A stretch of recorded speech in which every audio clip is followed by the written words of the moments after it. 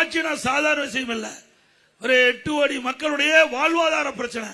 ஏதோ பார்த்தோம், போய் பார்க்க வேண்டியதான். திரைப்படத்துக்கு போங்க, நல்லா பாருங்க, ரசிங்க, அதோட விட்டுருவோம்.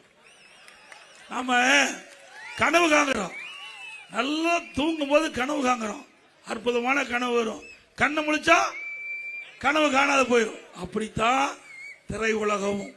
சிந்திங்க, அதை நம்பி ஓட்டு போட்டா அந்த ஓட்டு தான் வீணா போகும். சிந்திங்க, என்ன செய்ய முடியும்? ஒரு ஆள் 50 பேர்த்த அடிக்க முடியும், இங்க வந்து அடிக்க முடியுமா? உங்க ஒரு ஆள் விட்டா ஒரே அடி துப்பாக்கியில சுடுவாரு, குட்டா பாயாது. ஆனா இவருக்கு சுடுறது குட்டெல்லாம் எல்லாத்துக்கும் பாய். அதையெல்லாம் நம்பாதீங்க அருமை சகோதரர்களே.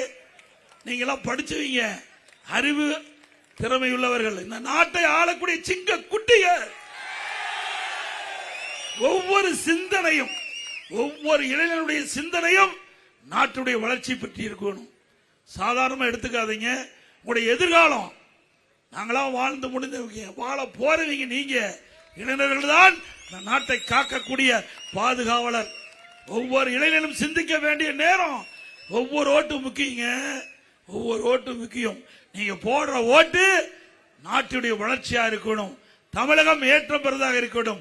தமிழகம் வளம் செழிக்கின்ற, வளம் கொளிக்கின்ற நாடாக மாற வேண்டும். நல்லா சிந்திங்க.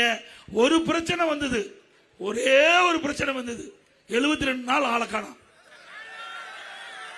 ஒரு பிரச்சனைக்கு நான் கட்சியில் சேர்ந்து 7 முறை சிறை சென்றேன். போராட்டத்துக்கு போய் 7 முறை சிறை சென்றேன்.